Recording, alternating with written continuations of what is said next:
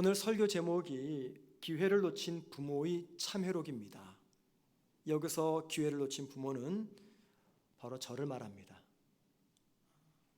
설교 제목을 뭘로 정할까 하다가 문득 제 자신 생각이 나서 저희 참회록이다 생각을 해서 설교 제목을 정하고 설교를 준비했습니다.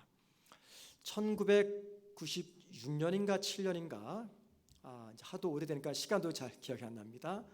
그때 제가 영국에서 공부할 때 영국에서 유학으로 와서 저와 함께 공부했던 한국 목사님 중에 포르투갈에서 선교사로 사역하셨던 선교사님이 계셨습니다. 아주 오래돼서 친했는데 이름도 잊어버리고 이제 성만 생각이 납니다. 강 선교사님인데 교단은 고신측 선교사님이세요. 이분에게는 자녀가 4명이 있었습니다. 셋째가 남자아이인데 1학년이었던 것 같아요. 근데 그 아이가 제 아들하고 동갑내기였고 같은 학교를 다녔습니다. 나중에 이 선교사님에게 저희들이 들은 이야기입니다. 학교 수업 시간 때 무슨 과목인지 모르겠지만 주제가 직업이라는 것이었어요. 이 아이의 아빠가 한국 선교사라는 것을 선생님은 알았습니다. 알음에도 불구하고 아이에게 물어보았어요. 아빠의 직업이 뭐냐고. 그랬더니 아이가 우리 아빠는 선교사예요 답을 합니다. 자, 그러자 선생님이 또 묻습니다. 그래? 그러면 선교사는 무슨 일 하는 사람이지? 물어봤더니 이 아이가 답하기를 선교사는 컴퓨터를 고치는 사람이에요 답을 했다고 합니다. 그 이유는 이 목사님이 컴퓨터를 너무 좋아해가지고 집에서 시간만 있으면 컴퓨터를 뜯었다 붙였다 고쳤다 부셨다 이런 일을 하는 거예요. 그러니까 어린 아들 눈에 볼 때 아빠는 직업이 선교사인데 매일매일 컴퓨터만 고치니까 선교사는 컴퓨터를 고치는 사람이구나 생각을 한 것이죠. 그런데 저에게도 이와 유사한 부끄러운 기억이 있습니다. 95년도 가족과 함께 제가 졸업했던 양지에 있는 총신대학 신학대학원을 방문한 적이 있었어요. 그때 가족과 이렇게 학교를 둘러보던 중에 당시 5살이었던 제 아들이 저한테 이런 얘기를 해요. 아빠, 여기가 아빠가 축구하던 곳이야? 목사를 양성하는 신학교예요. 기도하고 공부하는 곳에 제가 얼마나 아이 앞에서 축구 이야기를 했던지. 이 아이가 신학교를 축구하는 곳으로 일했던 것이죠. 여러분, 이게 누구 책임일까요? 아이들의 문제입니까? 부모의 문제입니까? 우리말에 이런 말 있죠. 콩 심은 데 콩 나고 팥 심은 데 팥 난다라는 말이 있습니다. 이 말에 의하면 이 문제는 아이들의 문제가 아니라 그 선교사님의 문제였고 또 저의 문제였습니다. 우리가 알고 있는 아주 단순한 명제 하나가 있습니다. 자녀는 부모를 보고 자란다라는 명제죠. 이 명제를 참 생각할 때마다 우리가 많이 힘이 듭니다. 왜 그렇습니까? 내가 좋은 부모라고 생각해 본 적이 없기 때문입니다. 좋은 부모라고 생각하지 않았는데 자녀는 그런 나를 보고 인생을 배우며 성격이 형성되며 가치관이 형성되는 거죠. 그래서 자녀는 부모를 보고 자란다. 콩 심은 데 콩 나고 팥 심은 데 팥 난다. 이 말이 참 두려운 이야기입니다. 왜 우리가 늘 부족한 부모로서의 내 모습을 돌아보면서 속상해할까요? 그 이유는 우리가 결혼을 하고 부모가 되기 전까지 그 어디에서부터 또 누구로부터 부모가 되는 법을 배운 적이 없기 때문입니다. 공교육이나 사교육에서 부모가 된다는 것이 무엇인지 우리가 배워본 적이 없어요. 우리의 선생은 오직 한 분, 우리 부모님이었습니다. 부모님을 보고 부모란 저런 것이구나 라는 것을 배운 거죠. 제 개인 사생활이라 말씀드리기가 참 죄송하지만 오늘 설교를 돕고자 드린 말씀이니까 오해하지 말고 들어주십시오. 2주 전에 제 손자가 태어났습니다. 제 아들이 결혼한 지 3년 6개월 만에 이제 손자가 태어났는데 참 예뻐요. 할아버지 눈에 손자가 왜 안 아프겠습니까? 참 예뻐요. 예쁘면 뭐합니까? 가서 보지도 못하고 매일 사진으로만 보는 거. 처음에 아이가 태어났을 때 신기하기도 하고 너무 예뻤어요. 지금도 똑같이 예쁩니다. 그런데 처음에는 솔직히 좋았는데 조금씩 시간이 지나면서 좋은 마음에 또 뭐가 더해지냐면 두려운 감정이 생깁니다. 왜 두렵냐면은 이제 갓 세상에 태어난 제 손자가 이 땅을 살아가면서 자기 아빠를 보면서 인생이 무언가를 배우게 될 텐데, 어떻게 사는 법을 배우게 될 텐데, 문제는 그 손자의 아빠가 누구를 보고 배웠습니까? 인생을 저를 보고 배웠어요. 저를 보고 생각하는 것, 행동하는 것, 자녀 키우는 것을 보고 배웠습니다. 그러니 제가 못된 것을 보여주었고 잘못 가르쳤다면 그게 그대로 제 아들의 모습 속에서 묻어나서 제 손자가 보고 배우기 때문에 제가 두려운 것입니다. 사실 과거를 돌아보니까 잘한 것은 생각이 안 나고 딱 하나 생각이 나요. 아이가 어릴 때 늘 데리고 축구 다녔던 거. 그러고 나서는 잘한 것이 생각이 안 나요. 오히려 못한 것만 생각이 나고. 그래서 제가 늘 마음속에 이 손자가 이 아빠를 보고 할아버지의 못된 점을 배우면 어떨까, 이런 걱정이 되는 거죠. 그래서 제 아들이 아이를 낳고 좋아할 때 이러이러한 부모가 되라 라고 제가 감히 권면하지 못했습니다. 그냥 한마디 했어요. 좋은 아빠 되라. 그러면 제가 기도하기는 혹시라도 제 아들이 아빠의 부족한 모습을 통해서 상처받은 것이 있으면 반면 교사 삼아서 자기 아들에게는 그러지 않았으면 좋겠다 생각을 합니다. 여러분, 이게 이제 저만의 고백이 아니라 우리 모든 할아버지 할머니의 고백이 아니겠습니까? 우리 모든 부모의 고백입니다. 내가 열심히 노력을 해도 세월이 흘러 과거를 돌아보면 잘한 것보다도 잘못한 것만 생각이 나서 자녀는 부모를 보고 잘한다라는 이 명제가 우리에게 큰 부담이 되고 있는 것이죠. 굳이 핑계를 대자면 우리가 어떤 것이 좋은 부모인지 보고 배울 수 있는 교육의 대상자가 우리 부모밖에 없었기 때문입니다. 그래서 좋은 부모 만나면 좋은 인격을 갖고 아름답게 성장하지만 좀 성격이 못난 부모를 만나게 되면 자녀 역시 그 영향을 받아서 어그러진 자화상을 가지면서 살아가게 되는 게 우리의 모습입니다. 시간이 많이 지났다 하더라도 자녀가 내 옆에 있다면 나이와 상관없이 그런 저와 여러분에게는 아직 기회가 있는 것입니다. 그럼 여러분, 우리는 어떤 부모가 되고 또 좋은 부모가 되기 위해서 누구를 보고 배울 수가 있을까요?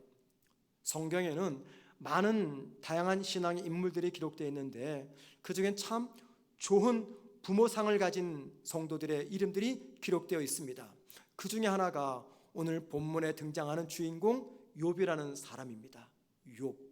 욥은요, 하나님을 잘 섬겼던 믿음 때문에, 그 믿음 때문에 정말 힘든 인생의 고난의 터널을 지나갔던 사람이었습니다. 욥의 믿음이 얼마나 귀했는지 욥기 1장 6절과 12절 말씀 보면 하나님은 그 욥의 믿음을 칭찬합니다. 그랬더니 그 칭찬을 듣고 있었던 사탄이 하나님에게 반론을 제기합니다. 욥이 믿음이 좋은 이유가 있습니다. 그 이유를 제거하시면 욥은 분명히 당신을 저주할 겁니다. 그래서 마귀는 하나님의 허락을 받아서 욥의 믿음을 확인하기 위해서 고난을 통해서 욥을 시험합니다. 이게 바로 욥기 1장 6절과 12절 말씀인데, 이 말씀 바로 직전의 말씀이 오늘 우리가 함께 읽은 본문 말씀입니다. 욥의 믿음 때문에 사탄이 고난을 준다고 하는데 도대체 욥의 믿음은 어떤 믿음이었는가? 1절에서는 온전하고 정직하고 하나님을 경외하고 악에서 떠난 사람이다 라고 하면서 욥의 믿음을 4가지 면으로 강조했어요. 그리고 나서 2절부터 5절까지는 구체적으로 욥은 어떤 믿음의 사람이었는지를 설명하는데 오늘 본문에서 중요한 2가지 특징이 있어요. 첫째는요, 욥의 믿음이 구체적으로 드러난 최초의 장소가 어디였느냐? 다름 아닌 가정이었습니다. 가정에서의 욥의 믿음이 어떠했는가를 오늘 본문은 보여줍니다. 욥기서 1장을 처음 피자마자 우리에게 보여주는 장면은 가정에서 부모로서의 욥의 믿음이었습니다. 두 번째, 본문은요, 욥은 어떤 부모였는가라는 것을 보여줍니다. 이게 바로 욥기서를 처음 펼칠 때 우리에게 소개되고 있는 부모로서의 욥의 모습입니다. 그래서 이 시간 욥이 어떤 부모였는지를 좀 잠시 생각해 보도록 하겠습니다. 욥은요, 자녀들의 죄의 문제를 대단히 걱정했던 부모였습니다. 자녀들의 죄의 문제를 걱정했던 부모였어요. 자, 부모된 여러분들이 자녀를 염려할 때 제일 많이 염려하는 게 어떤 염려거리입니까? 건강입니까? 진학입니까? 직장 문제입니까? 건강입니까? 결혼입니까? 혹 여러분 가운데 자녀를 걱정할 때 내 자녀가 하나님 앞에서 죄를 지으면 어떻게 하지? 라는 문제로 고민하신 분들이 계십니까? 흔치 않습니다. 그런데 욥이 어떤 부모였는가를 소개할 때 첫 번째, 욥은 자녀들의 죄를 염려하는 부모였다라는 것을 알려주고 있습니다. 욥에게는 아들 7명, 딸 3명, 모두 10남매 자녀가 있었어요. 이 10남매들은요 각각 생일 때마다 모여가지고 생일 잔치를 벌였습니다. 5절 말씀 보니까 욥은 자녀의 생일 잔치가 끝나면요 자녀들을 다 불러 모아가지고 자녀들의 숫자대로 번제, 제사를 드렸습니다. 번제란 제물을 불에 태워서 하나님께 예배를 드리는 행위를 말합니다. 자녀들을 위해서 번제를 드렸던 이유는 지난 1년 동안 자녀들이 혹은 마지막 번제를 드린 이후 자녀들이 혹은 생일잔치가 끝난 이후 자녀들이 의식 중이든 무의식 중이든 하나님을 향해서 죄를 짓지는 않았을까라는 염려 때문이었습니다. 그리고 5절 말씀 보면 욥은 이 번제를 한 번 드린 것이 아니라 항상 평생 드렸다라고 이야기합니다. 욥이 무엇 때문에 이 일을 한 것입니까? 오늘 본문 5절 중반절에 이런 말이 있습니다. 욥이 말하기를 혹시 내 아들들이 죄를 범하여 마음으로 하나님을 욕되게 하였을까 함이라.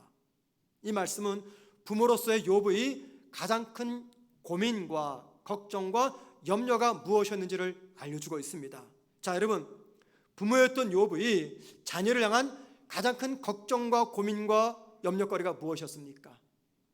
자녀들이 하나님 앞에서 죄를 짓는 모습이었습니다. 그래서 10명의 자녀들은 아버지가 자기들을 불러놓고 자기들 생일 때마다 번제 제사를 드리는 모습 볼 때 어떤 생각을 했을까요? 아버지는 정말 하나님을 사랑하고 하나님을 두려워하시는 분이구나. 얼마나 하나님을 사랑하고 하나님을 두려워했으면 마음으로 짓는 조차도 우리 아버지는 저렇게 예민하게 반응하실까?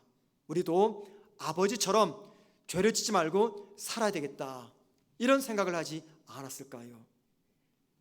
부모는 자식이 태어나는 순간부터 부모가 눈을 감을 때까지 평생토록 자식을 위한 걱정과 염려를 해야 되는 이 운명을 지닌 사람들입니다. 부모들이 어떤 문제도 자녀들을 염려합니까? 저와 여러분은 어떤 문제로 우리 자녀들을 염려합니까? 주로 내 자녀들이 힘든 이 세상에서 너무 고생하지 않고 살았으면 좋겠다. 내 자녀들이 힘든 세상에서 좀 남들보다 윤택하고 풍요롭게 살았으면 좋겠다. 내 자녀들이 너무 힘들지 않는 좋은 직업을 가졌으면 좋겠다. 내 자녀들이 좋은 배우자를 만나서 행복한 가정을 이뤘으면 좋겠다. 내 자녀들이 이 땅을 살면서 경제적으로 너무너무 힘들지 않았으면 좋겠다. 이런 염려와 걱정을 품고 있습니다. 적어도 내 자녀는 부모인 나보다는 덜 힘들고 덜 아프고 덜 마음 상하고 덜 불행한 삶을 살았으면 좋겠다라는 것이 모든 부모들의 일관된 마음입니다.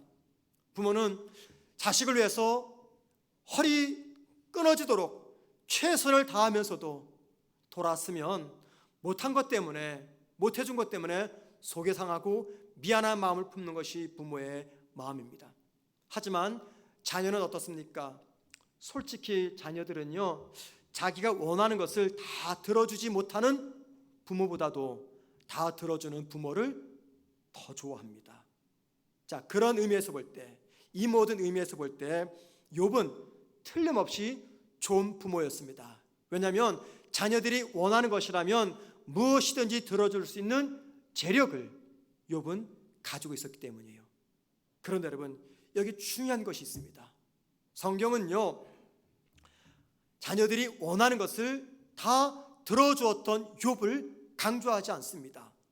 자녀와 하나님과의 관계에 대해서 관심을 갖고 있었던 아버지 욥을 강조합니다. 그리고 아버지 욥은 그 관심 때문에 자녀들의 죄 문제를 가장 심각하며 예민하게 생각했던 것입니다. 욥이 자녀들의 죄를 예민하게 생각했다, 그 말은요, 자녀들이 이 세상을 살면서 하나님의 시선을 의식하면서 살아가기를 바랬다, 그 말입니다. 무엇을 하든지 어느 곳에 있든지 하나님의 평가, 하나님의 시선을 제일 먼저 생각하기를 바랬고, 또 그를 위해서 아버지 욥은 가르쳤던 것이죠.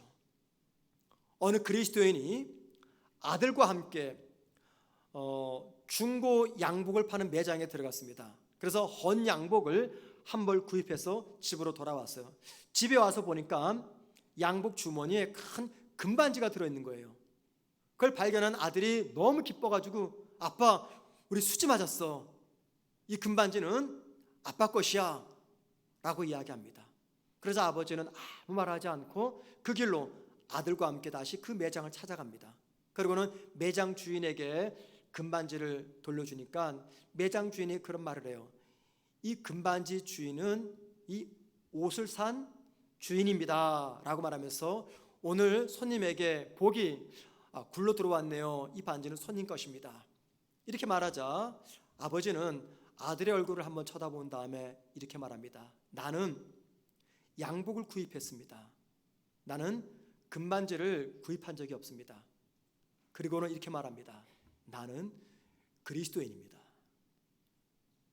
여러분, 이 장면을 지켜본 아들은 아버지를 보면서 무슨 생각을 했을까요? 아버지의 이 고지식한 정직의 힘, 모든 사람들이 외면하는 정직의 힘, 이 정직의 힘이 하나님을 의식하는 것에서부터 시작되었음을 이 아들은 분명히 알았을 것입니다. 그리고 이 아들은 아버지를 보고 하나님을 믿는 사람은 이 땅에서 어떻게 살아야 되는지 깊은 도전을 받았을 것이에요. 여러분, 어떤 부모가 자녀들을 이렇게 키울 수가 있겠습니까? 이 땅에서 원하는 것을 다 소유한다고 해도, 세상 사람들이 부러워하고 존경한다고 해도 하나님을 두려워하지 않고 하나님 앞에서 정직하지 않고 하나님과 바른 관계를 맺지 않으면 소유한 모든 재물들과 사람들의 평가는 아무런 의미가 없음을 아는 분들입니다. 내 자녀가 하나님을 멀리하고 죄와 동행하는데도 세상에서 성공하는 자녀를 보면서 기뻐만 하는 부모라면 자녀에게 정말 필요한 것이 무엇인지를 모르는 부모입니다. 자녀를 진정으로 사랑하는 부모라면 하나님의 시선과 하나님의 평가를 의식해서 하나님 앞에서 죄짓지 않고 순결하게 살 수 있도록 가르치며 삶으로 보여주어야 합니다. 그것이 믿음의 부모가 자녀들에게 물려줄 수 있는 가장 위대한 유산인 것입니다. 부모가 자녀에게 물려주는 이 유산과 관련해서 우리가 한번 생각해 볼 문제가 있습니다. 제가 여러분에게 한번 여쭤보겠습니다. 여러분, 이 세상에 자녀가 죄를 짓도록 선동하거나 혹은 죄를 가르치는 부모가 있을까요? 자녀에게 죄를 짓도록 선동하고 죄를 가르치는 부모 있을까요, 없을까요? 저는 있다고 봅니다. 있다고 봐요. 또 그런 모습을 솔직히 뉴스 보도를 통해서 심심찮게 봅니다. 자, 그렇다면 여러분, 만약에 그런 부모가 있다면 가난한 부모와 부자 부모 중에서 어떤 부모가 자녀들이 죄를 짓도록 선동하고 죄를 가르칠까요? 사람마다 다르죠. 가난한 사람이 그럴 수가 있고 부자 부모가 그럴 수가 있습니다. 그런데 제가 뉴스를 통해서 전해지는 사건, 사고를 접할 때마다 느끼는 것이 있어요. 통계적으로 볼 때, 또 객관적으로 볼 때 가난한 부모보다 부자 부모가 자녀들에게 더 죄를 선동하고 죄를 가르치는구나 라는 것입니다. 가난한 부모는요, 자녀들에게 수단과 방법을 가리지 않고 속여서라도, 사기를 쳐서라도 부자가 되어야 된다 가르치지 않습니다. 그렇게 안 가르쳐요. 하지만 부자 부모, 권력도 있고 권세도 있고 명예도 있는 부모는요, 자기가 가진 재물과 권력과 명예와 영향력을 자식에 그대로 물려주기 위해서 자식에게 이것들을 지킬 수만 있다면 거짓말하라고 말합니다. 남을 속이라고 말합니다. 사기치라고 말합니다. 탈세하라고 말합니다. 이걸 내가 어떻게 쌓아 올린 건데 이걸 절대 빼앗기면 안 된다, 유언처럼 말하면서 그걸 지키기 위해서 자녀에게 적극적으로 죄를 짓도록 선동하거나 죄를 가르칩니다. 물론 모든 부자는 그렇지 않습니다. 그러나 그럴 확률이 높다는 거죠. 몇 년 전에 전직 대통령이었던 이명박 씨가 우리가 잘 아는 대로 다스라는 회사 문제로 지금 감옥에 수감되어 있습니다. 그때 오래전이죠. 이분이 이제 구치소로 들어가기 위해서 경찰차를 올라탈 때 그 모습을 지켜보면서 눈물을 냈던 한 젊은 사람이 있었습니다. 그게 바로 그분의 아들 이시영 씨입니다. 그때 이시영 씨는 아버지가 설립했던 다스 회사를 아버지를 대신해서 경영했죠. 두 부자는 회사를 지키기 위해서, 죄를 은폐하기 위해서 거짓말을 했습니다. 아버지도 거짓말했고 아들도 거짓말했습니다. 아니, 정확하게 말하면 아들이 거짓말을 하도록 돈 많고 권력 많은 아버지가 선동했고 시켰던 것이죠. 자녀에게 자기가 가진 모든 것들을 유산으로 물려주고 싶은 욕심 때문에 아버지는 자녀가 죄를 짓는 자리까지 갈 수 있도록 선동한 것이었습니다. 제가 여러분에게 유치한 질문을 하나 좀 드려볼게요. 유치하지만 웃지 마시고 한번 잘 생각해 보세요. 절대 비웃지 마십시오. 목사님 우리를 뭐 초등학생 취급하나? 그건 아닙니다. 자, 여러분들은 자녀들이 성경 읽는 것이 좋습니까? 아니면 수학 문제 풀고 영어 단어 암기하는 것이 좋습니까? 제 눈을 회피하지 마세요. 여러분은 여러분의 자녀들이 주일날 교회 와서 예배드리고 봉사하는 게 좋습니까? 아니면 주일날 도서실 가서 공부하는 게 좋습니까? 감사합니다. 다음 질문 또 있습니다. 여러분은 자녀들이 거짓말을 해서라도 빨리 성공하는 것이 좋습니까? 아니면 자녀들이 거짓말을 못해서 이 사회에서 손해보는 것이 좋습니까? 사실 저는 이 세 가지 질문을 드렸는데 유치한 질문이죠. 답이 뭔지 다 알죠. 그런데 여러분, 이 질문에 답하기는 솔직히 부담스럽습니다. 내일 수능을 봐야 됩니다, 아들이.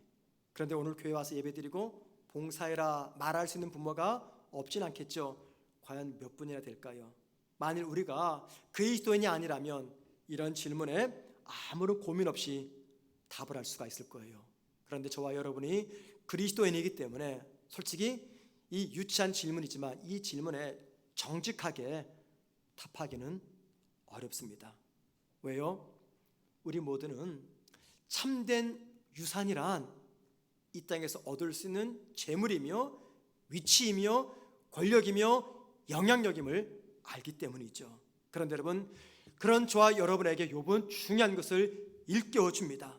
그리스도인 부모가 자녀를 사랑하는 최고의 사랑은 무엇을 하든지 하나님의 시선을 의식하고 하나님을 기억하며 죄를 멀리하는 삶을 가르치는 것입니다. 믿는 부모가 자녀들에게 물려줘야 될 가장 중요한 유산이란 하나님 앞에서 내가 어떻게 살 것인가라는 믿음의 가치인 것이죠. 욥은 이 가치를 자녀들에게 유산으로 물려주었습니다. 그렇다면 여러분, 욥이 자녀들에게 이 믿음의 유산을 물려주기 위해서, 그러니까 자녀들이 하나님의 시선을 의식하며 하나님을 기억하면서 죄를 짓지 않도록 하기 위해서 어떤 양육 방법을 선택했을까요? 자녀들을 어떻게 양육했을까요? 다름 아닌 가정예배입니다. 가정예배. 자녀들의 생일 때마다 아버지 욥은 생일잔치가 다 끝나고 10명의 자녀들을 다 불러 모읍니다. 그리고 자녀들의 명수대로 번제 제물을 하나님께 드렸습니다. 이게 요즘식으로 말하면 뭡니까? 가정예배입니다. 가정예배. 자녀들과 함께 드리는 가정예배입니다. 욥은 자녀들과 함께 가정예배 드리면서 자녀들의 시선을 어디로 이끌고 갔어요? 하나님의 현존 앞으로 이끌고 갔습니다. 자녀들의 시선을 하나님께로 향하게 했고, 잊고 있었던 하나님을 기억함으로 하나님 앞에서 바르게 살아가는 법을 아버지 욥은 자녀들에게 전수한 것입니다. 오늘 5절 말씀 보면 욥이 왜 가정예배라고 하는 이 번제를 자녀들과 함께 드렸는지를 알 수 있습니다. 이렇게 말하죠. 욥이 말하기를 혹시 내 아들들이 죄를 범하여 마음으로 하나님을 욕되게 하였을까 함이라. 자녀들을 생각할 때마다 욥이 걱정한 것은요, 자녀들이 하나님을 기억하지 못함으로 하나님 앞에서 죄를 짓지는 않을까라는 문제였습니다. 그리고 자녀들이 하나님을 잊지 않고 하나님을 기억하면서 살도록 하기 위해서 아버지 욥이 선택한 신앙 양육 방법은 다름 아닌 가정예배였습니다. 그리고 여러분, 그 가정예배를 통해서 아버지 욥은 자녀들이 하나님을 기억하기를 원했습니다. 어떤 하나님을 기억합니까? 인생의 주인이 하나님이심을 기억하기를 원했어요. 주신 분도 하나님이시고 거두어 가시는 분도 하나님이심을 아버지 욥은 자녀들이 알기를 원했습니다. 아버지 욥은요, 자녀들이 하나님께서 가장 싫어하시는 것이 죄임을 알기를 원했습니다. 바로 이 이유 때문에 아버지 욥은 자녀들과 함께 가정예배를 드렸던 것이죠. 여러분도 그렇겠지만 부모인 저도 제 자식을 위해서 늘 기도합니다. 그런데 기도할 때 하나님, 우리 아이들이 이 땅을 살면서 고난을 만나지 않게 하옵소서, 이런 기도는 솔직히 안 드려요. 왜냐하면 이거는 실현 불가능한 기도이기 때문에 하나님 보시기에 고난이 필요하면 내 자녀들에게 하나님이 고난을 주실 겁니다. 단 너무 센 고난 말고 좀 약한 고난을 주시면 좋겠다, 이런 마음은 있는 거죠. 그런데 그것도 내 마음대로 됩니까? 하나님 마음이시지. 대신 이런 기도를 드려요. 하나님 보시기에 내 자녀들이 살면서 인생에 고난이 필요하다 싶어서 고난을 허락하신다면은 하나님, 그 고난 앞에서 너무 무기력하게 그냥 무릎 꿇지 않고 사람이 아니라 하나님을 의지하기 때문에 그 고난을 딛고 일어설 수 있는 믿음의 사람이 되게 하옵소서. 하나님을 전적으로 의지하는 믿음의 사람이 되게 하옵소서. 이런 기도를 드립니다. 아마도 여러분도 같은 기도를 드릴 거예요. 여러분, 저나 여러분들이 부모된 우리가 자녀들을 위해서 이런 기도를 드린다면은 우리 자녀들이 인생의 고난의 터널을 지나는 과정 속에서 혼자 지나가지 아니하고 하나님과 함께 동행하면서 지나가기를 원하신다면, 여러분, 그 일을 위해서 부모된 저와 여러분은 무슨 일을 해야 되겠습니까?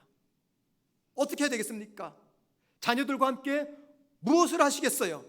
자녀들과 함께 드리는 가정 예배야말로 이 일을 이루는 가장 좋은 방법입니다.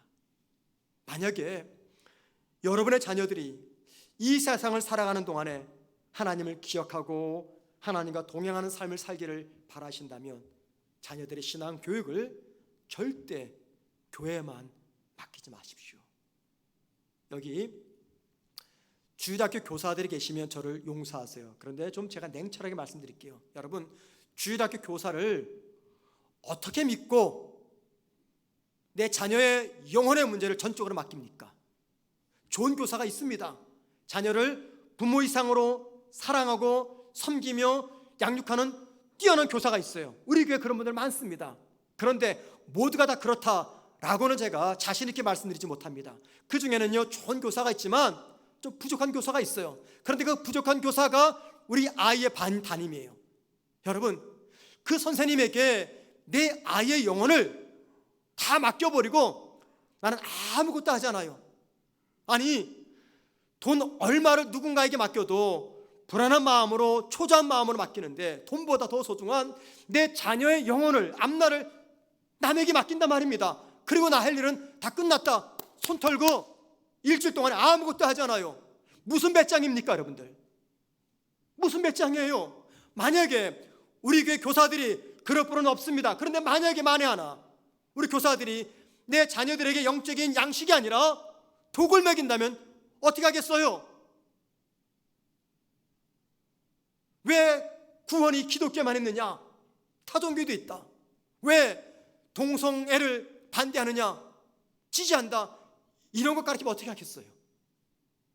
제가 답답한 게 뭐냐면 자식들의 인생을 위해서는 굉장히 꼼꼼하게 계획을 세웁니다. 학교가 끝나면 몇 시부터 몇 시까지 어디 학원 보내고 어디 보내고 아주 타이트하게 완벽한 플랜을 짜서 자녀를 양육하는데, 자녀들의 영혼을 위해서는, 자녀들이 이 땅에 살아갈 때 어떤 사람으로 살아야 되는 그 문제에 관해서는 부모가 별로 관심이 없고 그 모든 책임을 주일학교 교사에게 맡겨버립니다. 그리고는 가정에서는 아무것도 하지 않아요. 여러분, 어떻게 그럴 수 있어요? 어떻게 그럴 수 있어요? 정말 천국을 믿고 지옥을 믿는다면 어떻게 그럴 수가 있냐 말입니다. 그 책임은요, 여러분이 자녀와 함께 가정 예배를 통해서 시작하셔야 됩니다. 자녀들은 언젠가 부모 곁을 떠납니다. 자녀들은 떠나요. 붙잡고 싶어도 못 붙잡습니다. 다 떠납니다. 그때는요, 가정 예배 드리고 싶어도 드리지 못합니다. 자녀들이 여러분을 떠나기 전에 시작하셔야 됩니다. 자녀들은 부모와 함께 드리는 가정 예배를 통해서 하나님을 배웁니다. 그리고 하나님을 기억하게 됩니다. 자녀들을 믿음으로 키우는데 가장 확실하고 효과적이고 탁월한 방법이 가정 예배라는 것입니다. 가정 예배 드릴 때 가장 힘든 문제가 무엇입니까? 여러분들 경험해 보셨습니까? 가정 예배 드릴 때 너무 힘들어서 그만 포기해버린 것, 그 이유가 무엇 때문입니까? 제 경험을 생각해 볼 때 가족들의 마음을 하나로 모으는 게 힘이 들어요. 아내와 저는 쉽게 하나가 되죠. 가정 예배 드리는 것에 대해서. 근데 이 두 녀석이 문제였습니다. 어릴 때는요, 초등학생 때는 괜찮았어요. 그런데 중학교 가고 고등학교 가니까는 가정 예배 드리자 그러면은 왜 그렇게 핑계가 많은지, 몸이 아프다, 공부해야 된다, 친구 만나야 된다, 알바 가야 된다 등등의 핑계를 대면서 가정 예배를 드리지 못하고, 그래서 그때 깨달았어요. 아, 가정 예배 드리는 것은 이렇게 힘들구나. 왜 힘들어요? 각기 다른 마음을 하나로 모아야 되기 때문에. 여러분도 가정 예배 드릴 때 많이 힘드실 거예요. 왜 힘드십니까? 적어도 여러분에게 가정 예배에 대한 의지가 있어요. 그런데 힘이 들어요. 왜 힘드냐면 이 핑계 저 핑계 대면서 따르지 않는 가족들 때문, 특별히 자녀들 때문입니다. 그런데 여러분들, 아이들이 성장하면 성장할수록 그 일들은 더 잦아지게 될 것입니다. 바빠서 못한다, 내일 빨리 직장에 출근해서 못한다, 공부해서 못한다, 친구 만나야 된다, 몸이 피곤하다 등등의 이유를 대면서 가정 예배 자리를 자녀들이 떠납니다. 그러면 어느 순간부터 부모된 우리는요, 그 핑계와 이유가 합당하고 타당하게 느껴집니다.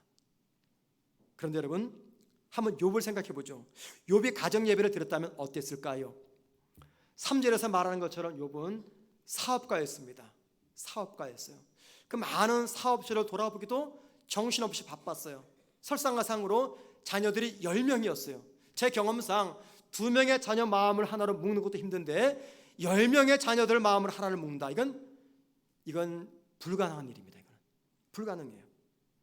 자녀들이 이 핑계 저 핑계 되면서 1명 빠져나가고 2명 빠져나가고, 그럼 어느 순간 참았던 이 마음에서 분노가 치밀어 오르죠. 그러면서 에이 관도 나도 안 해 하면서 입에서 육두문자가 나가버립니다. 그런데 여러분, 욥이라면 어땠을까요? 욥이라면 어땠을까요? 바쁜 사업, 많은 자녀들, 마음이 분산되는 상황 속에서 욥이라면 어땠을까요? 욥은 틀림없이 가정 예배를 드렸을 것입니다. 어떻게 하냐고요? 본문 5절 끝에 이렇게 말합니다. 욥의 행사가 항상 이러하니라. 항상 욥은 가정 예배를 드렸다, 그 말이죠. 그래서 여러분, 만약 여러분들이 부족한 오늘의 설교이지만 들으시면서 가정 예배에 대한 조금이라도 도전이 된다면 한 단어를 꼭 기억했으면 좋겠습니다. 그것은 순종이라는 단어입니다. 순종. 먼저 부모들부터 순종하셔야 됩니다. 부모들이 순종하지 않으면 자녀는 절대 순종하지 않습니다. 부모님께서 오늘 말씀에 순종하는 마음으로 돌아가셔서 가족회의 소집하셔서 진지하게, 정말 진지하게 자녀들에게 농담처럼 말씀하지 마시고 화내지 마시고 진짜 진지하게 가정예배를 제안해 보십시오. 평소와 다른 부모님의 진지함 속에서 자녀들은 이거 반대했다가 큰일 나겠다 싶은 생각이 들어서 순종할 겁니다. 문제는 뭐냐면 부모가 순종하는 모습을 자녀들이 봐야 됩니다. 그래서 가정예배는 자녀들의 문제가 아니라 부모의 의지의 문제라는 것입니다. 부모의 의지의 문제입니다. 성경은 순종과 관련해서 중요한 것을 이야기하죠. 하나님의 은혜는 순종할 때 주어집니다. 그리고 순종이란 순종할 수 없는 가운데서 순종하는 것, 이게 바로 순종입니다. 2주 뒤에 우리에게 오셔서 가정예배 세미나를 인도하실 지소영 작가님이 계세요. 이제 2주 뒤에 오십니다. 여러분들 때 많이 오셔서 이 가정예배에 관한 세미나를 들었으면 좋겠습니다. 이분이 쓰신 책을 많이 구입하셔서 읽어보셨죠? 153 가정예배라는 책입니다. 이 책에 보면은 가정예배와 순종의 관계를 지소영 작가는 이렇게 기록해 놓았어요. 한번 여러분 들어보십시오. 날마다 가정예배를 드리는 것은 그야말로 기적이다. 그런데 기적은 작은 순종에서 시작된다. 일단 순종을 결단하면 하나님이 친히 인도하신다. 나는 우리 가족이 지금도 온전한 예배를 드린다고 생각하지 않는다. 여전히 부족하고 서툰 예배이지만 하나님이 순종을 기뻐하시기에 그저 순종의 자리로 나아갈 뿐이다. 예배 형식과 모양이 어떻든 일단 시작하면 된다. 그러면 그 예배는 분명 하나님 앞에 순종의 첫 열매로 드려질 것이다. 제 경험상 자녀들과 함께 드리는 가정 예배는 절대 쉽지 않습니다. 가정 예배를 드리지 못하도록 방해하는 일들이 참 많이 발생할 것입니다. 그리고 가정 예배 드리지 못하는 그 이유와 핑계는 타당하고 합당합니다.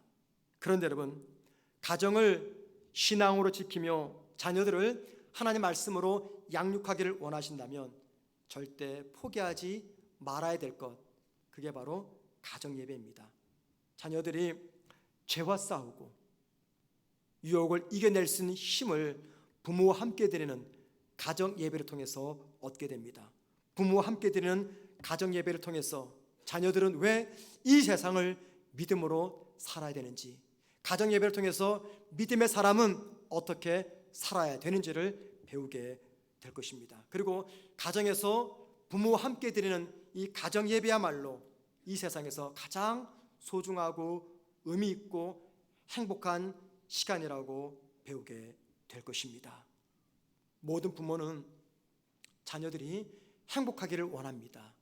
여러분, 부모이신 여러분들이 생각하는 자녀들의 행복 조건이 무엇입니까? 여러분들은 우리 자녀가 무엇이 있으면 행복하다고 생각하십니까? 평소 여러분들이 자녀를 향해서 가장 많은 잔소리를 해대는 거 있잖아요. 그게 바로 여러분이 생각하시는 내 자녀의 행복 조건입니다. 저는 제 자녀들이 중학생이 되면서부터 가장 많이 잔소리처럼 말했던 것이 공부였습니다. 공부해야 된다. 이 외국인 땅에서 공부해야지 무시당하지 않게 된다. 심지어는 공부를 시키기 위해서 제 아들에게 협박을 가했어요. 너 공부 못하면 나쁜 대학 가면은 한국에 가야 돼. 애가 가장 싫어하는 말이었죠. 5살 때부터 영국에 갔으니까는 나이 먹고 한국에 오면 힘들잖아요. 그러니까 저는 아이들이 중학교 넘어서부터 가장 많이 해댄 말이 공부였습니다. 전문직을 맡아야 돼. 그래야 고생하지 않게. 너희들이 필요해서 가는 것이 아니라 영국 사람들이 너희들 필요로 찾아오는 그런 직업을 선택해야 돼. 그래서요, 애들이 중학교 지나면서 가장 많이 강조하는 게 부끄럽지만 공부였습니다. 그리고 그때부터 저희 집에서는 가정 예배가 사라지고 말았어요. 아내가 많이 속상해했죠. 그런데 처음에는 일주일에 5번 드리던 가정 예배가 이 핑계 저 핑계 되면서 4번으로 줄어들고, 좀 이따 3번으로 줄어들고, 2번으로 줄어들고, 1번으로 줄어들다가 어느 순간부터 가정 예배는 저희 가정에서 사라지고 말았습니다. 그리고 지금까지, 오랜 세월이 지난 지금까지 우리 온 가족이 모여서 가정 예배를 드려본 적이 없어요. 앞으로는 어떨지 모르겠습니다. 이미 저에게는 기회가 떠나갔어요. 우리 사랑하는 성도 여러분, 이 말씀 듣는 성도들 가운데 자녀들의 행복 조건이 공부여서 공부하라고 잔소리처럼 말하는 분도 계실 것이고, 건강이 중요하기 때문에 건강 지키라고 말하는 분도 계실 겁니다. 아무튼 여러 가지 말들을 쏟아놓는 것, 그게 바로 부모가 생각하는 자녀의 행복 조건입니다. 만약에 하나님을 기억하는 믿음의 삶이 자녀들을 행복하게 만들어 준다고 믿는다면 우리는 어떤 말을 할까요? 자녀들에게 하나님을 기억해라, 하나님을 의식해라, 하나님과 동행해라, 하나님 앞에서 죄짓지 말아라. 그러기 위해서 우리 함께 예배드리자. 세월이 흘러 훗날 우리 모두는 자녀들 곁을 떠나게 됩니다. 그때 이 땅에 남은 자녀들은 떠난 부모인 저와 여러분을 어떻게 평가할까요? 하나님을 사랑했던 부모로 평가해 줄까요? 하나님을 사랑했기 때문에 죄를 멀리 했던 부모로 평가해 줄까요? 하나님을 사랑했기 때문에 자녀인 나를 믿음으로 키웠던 부모로 평가할까요? 하나님을 사랑했기 때문에 이 땅에서 하나님의 영광과 하나님의 나라를 위해서 겸손히 묵묵히 섬겼던 신앙인이라고 평가해 줄까요? 분명히 이 땅을 떠나게 되면 우리 자녀들은 부모된 저와 여러분을 평가하게 될 것입니다. 지금 여러분의 눈에 비친 내 자녀의 모습은요, 곧 나의 모습이며 지난날 내가 아이들을 양육했던 결과입니다. 그것이 부정적이든 긍정적이든 과거의 시간이기 때문에 중요하지 않습니다. 이제 오늘부터 여러분이 이 말씀을 듣는 가운데 새로운 작은 결심이라도 했으면 좋겠습니다. 내 사랑하는 자녀가 이 땅을 살면서 하나님의 시선과 하나님의 현존을 의식하면서 죄를 멀리하며 그 일을 위해서 어떤 경우에도 자녀와 함께 드리는 가정 예배를 포기하지 않겠다 결단하면서 한 주간을 지나가며 5월달을 지나가는 우리 모두가 되기를 주님의 이름으로 축원을 드립니다.